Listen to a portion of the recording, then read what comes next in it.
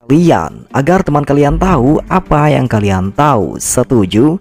Tanpa berlama-lama lagi, langsung siapin diri kalian dan nikmatin videonya. Kesultanan Sambas terletak di wilayah pesisir utara Provinsi Kalimantan Barat, atau pada umumnya berada di wilayah barat laut Pulau Borneo, dengan pusat pemerintahan di sebuah kota kecil yang berada di persimpangan 3 sungai, yaitu Sungai Sambas Kecil, Sungai Teberau, dan Sungai Subah. Kesultanan Sambas merupakan penerus pemerintahan dari kerajaan-kerajaan Sambas sebelumnya, yaitu Penembahan Ratu Sepudak di Kota Lama, Negeri Balai Pinang Selakau, Kerajaan Tanunggal, Kerajaan Ne'riuh, Kerajaan Wijayapura, dan Kerajaan Raden Janur di Tanah Palo.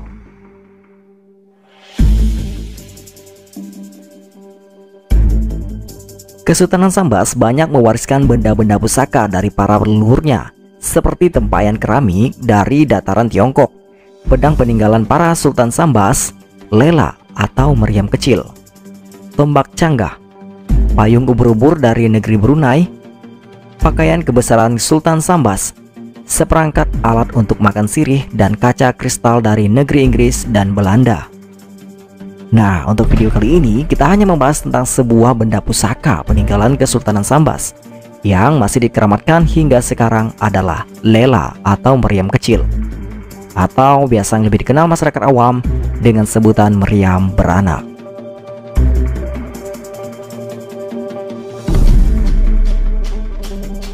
Pusaka kerajaan yang berupa meriam kecil atau lela biasa bertambah sendiri, tidak hanya berasal dari Kesultanan Sambas. Banyak kerajaan-kerajaan yang notabene-nya bercorak Islam pun mempunyai cerita yang sama.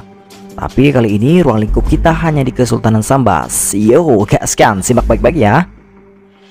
Bermula dari Raden Sulaiman, Sultan pertama Kesultanan Sambas, dan juga putra dari Raja Tengah yang berasal dari Kerajaan Brunei, Brunei Darussalam yang sekarang, menikah dengan putri bungsu dari Raja Penembahan Ratu Sepudak di Kota Lama, bernama Raden Mas Ayu Bungsu, dan dianugerahi seorang anak pertama, seorang anak laki-laki yang bernama Raden Bima. Raden Sulaiman kemudian diangkat oleh Ratu Anom Kesumayuda menjadi satu di antara menteri besar Penembahan Sambas bersama dengan adinda Ratu Anom Kesumayuda yang bernama Raden Arya Mangkurat. Karena intrik politik Raden Sulaiman dengan Raden Arya Mangkurat, putra Ratu Sepudak, maka Raden Sulaiman hijrah ke Kota Bangun, mencari daerah baru sekitar abad ke-16 Masehi. Di Kota Bangun ini, dengan dibantu para panglima yang disebut Bantilan 7 bersahabat menuju terusan hulu Sungai Sambas Kecil sampai di desa Mensemat.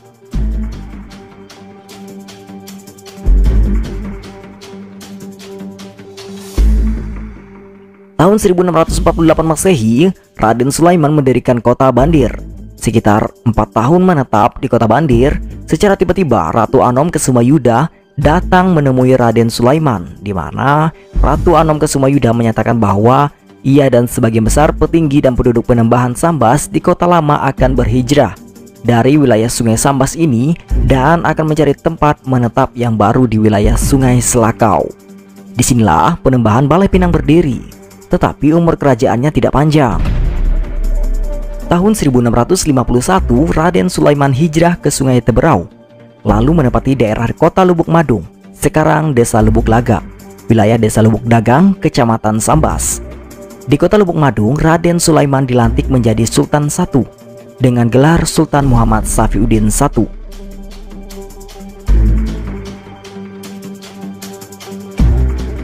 Pusat pemerintahan dipindahkan lagi di pertemuan 3 buah sungai, yaitu Sungai Sambas Kecil, Sungai Teberau, dan Sungai Subah, yang dikenal dengan Muara Ulakan, dengan nama kerajaan Al-Wazi Kubilah Sambas oleh putra Raden Sulaiman yang bernama Raden Bima setelah pulang dari negeri Brunei.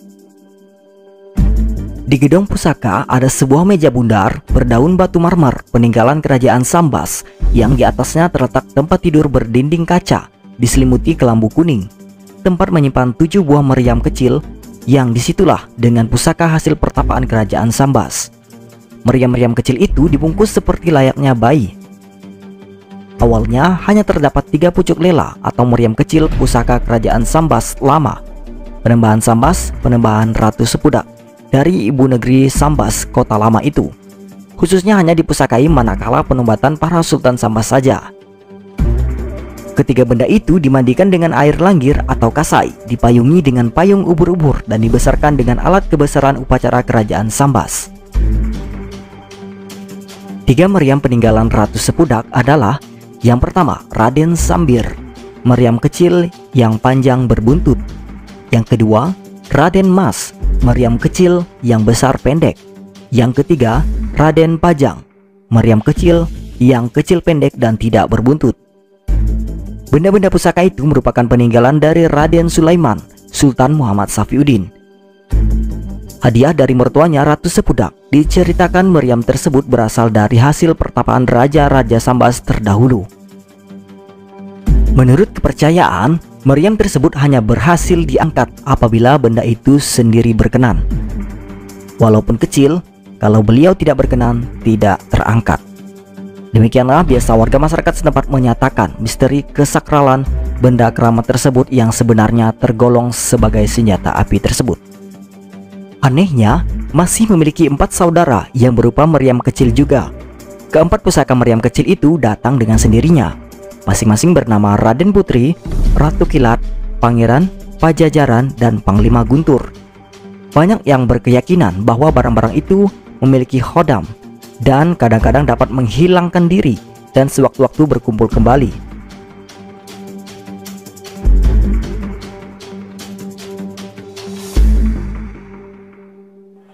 Nah, itulah ulasan tentang misteri meriam peninggalan kerajaan Sambas.